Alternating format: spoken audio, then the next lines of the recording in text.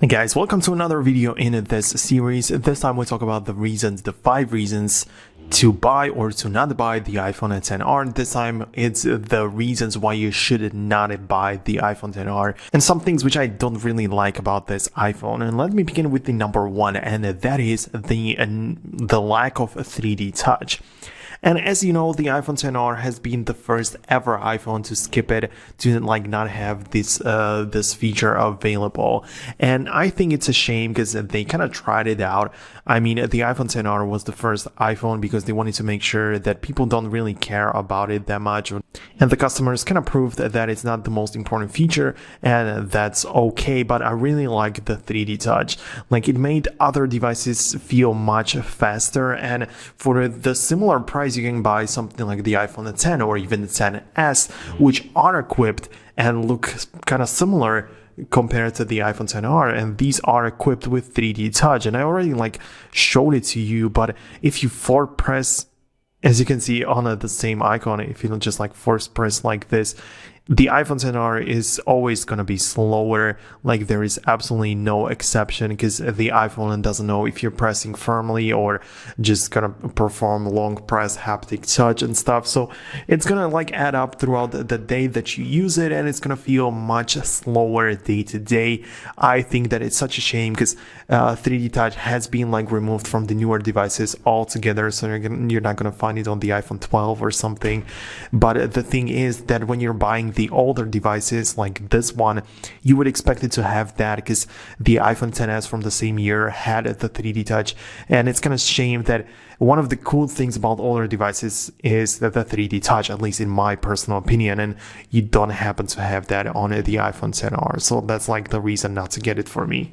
Another reason why I don't think you should buy it is the display. And if you watched the previous video in which I talk about the 5 reasons you should buy it, I also mentioned the display, but it's 2 different points in here because it depends on what you use the display for. Because the iPhone XR has a kind of basic display, which is fine. Don't get me wrong. I explained it and I stand by my point that it's actually a good display to look at and to use for day-to-day things. So in case you use your iPhone for regular stuff, you don't care how sharp the text bubbles are or something. You don't really care about that. I mean, I'm talking about it because the iPhone XR only has a low resolution display kind of. I mean, it's of a good quality because it's made by Apple and stuff. So it's not that terrible, but it's not even 1080p, which kind of sucks. And like I said, for toggles in the settings or for text messages bubbles and stuff, the resolution is gonna be fine. I mean, you're not gonna find it to be horrible, or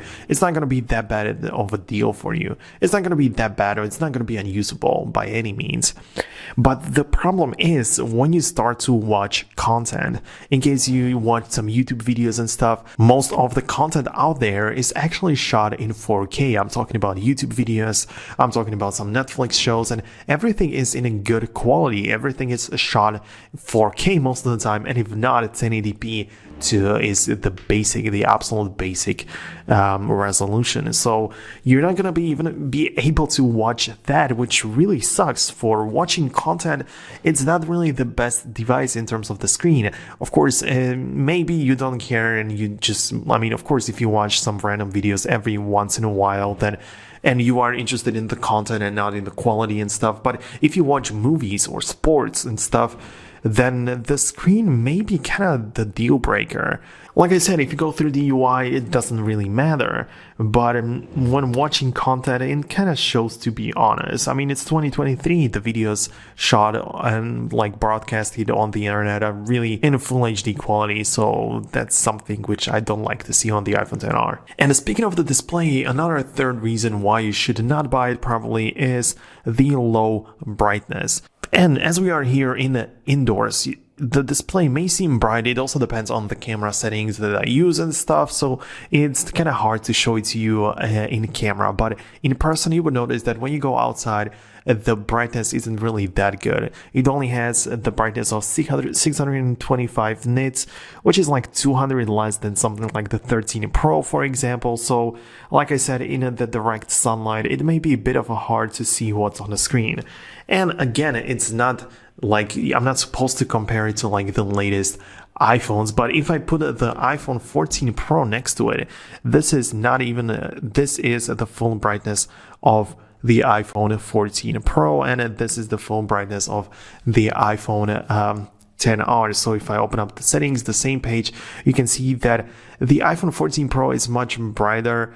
Perhaps if you don't see the difference, you would see it better in person, but yeah, in the direct sunlight it's gonna actually show. So that's why I have to mention it, because if you use your phone outdoors a lot, then this is probably not gonna be the best, although you're gonna be able to see something, but not as sharply as on the newer devices. Another thing I want to talk about, and the reason why you should not get it, is because it has like really thick bezels. I don't know if it's just me, but I kind of just always see it. If I just look at some other devices, I compare it a lot to the iPhone 10, to be honest, because it's kind of a similar form factor and price, and the real release date and things like that. Well, you can see the bezel is actually a lot thinner on the iPhone 10. And of course, this is supposed to be a flagship iPhone, and this is a budget iPhone, but I still see the bezels and they are so thick.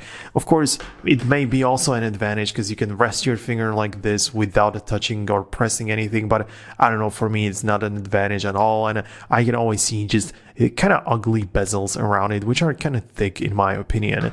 Of course, we're buying an older device, so we cannot have the greatest like everything in it, but I don't know, I still kind of don't like the bezels. And the last reasons as we speak of this is the form factor. Well, it's not only bezels, but this device is huge, to be honest. Like, it's big. I mean, the iPhone 11 is also kind of big, to be fair, but if you compare it to something like the iPhone 12, this is much smaller. The iPhone 12 is actually smaller, it's shorter, it's probably thinner as well, so I don't know, like, I kind of don't like the iPhone 10R being so chunky, especially when you put a case on it. It's gonna feel like huge in your pocket, which is one of the reasons why I kind of don't like it. For some reason, it's looking like a big piece of iPhone next to the regular iPhone, and if you compare it to something like the mini, if you're really into the form factor, you can get the mini iPhone, which is like really nice and fits nicely in your hand, but this is kind of huge. And of course, if the display was like edge to edge and stuff, but the bezels are big and the entire iPhone is big, so I don't like the chunky form factor. But yeah, maybe it's a personal preference. Like I said, I cannot like give it objectively out there, but I'm saying my personal opinion, so perhaps you can relate to it or not. At least see for yourself. If you see that, yeah, and say that it's not really a problem for you, then it's only cool. But I'm just saying my personal concerns and things I don't and do like about iPhones. Anyways, we're getting to the end. If you want to check out the 5 reasons to buy this device, definitely check it out in the description. There should be a link. If not, make sure to subscribe so you can actually see it when the video comes out, because I always cover iPhones from one side and from the other as well, so you have like an objective view on the device so you can actually decide what's up with it. Anyways, thanks a lot for watching again. See you guys later in the future.